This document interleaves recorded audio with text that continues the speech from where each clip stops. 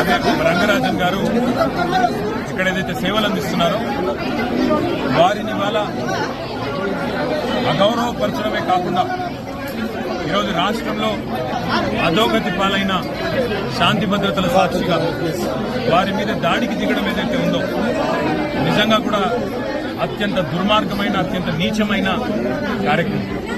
ఇది ఎవరు చేసినా ఏ పేరిట చేసినా ఏ ఎజెండాతో చేసినా శాంతి భద్రతల విషయంలో మాత్రం ఉక్కు పాదంతో వ్యవహరించాల్సిన బాధ్యత రాష్ట్ర ప్రభుత్వం మీదనే ఉంటుంది.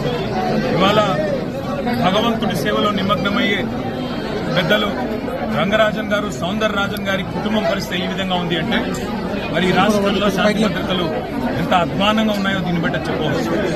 ఖచ్చితంగా ఈ దాడికి పాల్పడ్డ వాళ్ళు ఏ ముసుగులో ఉన్నా, ఏ జెండా పట్టుకున్నా వారిని కఠినాతి కఠినంగా చట్టపరంగా శిక్షించాలని చెప్పి రాష్ట్ర ప్రభుత్వాన్ని డిమాండ్ చేస్తూ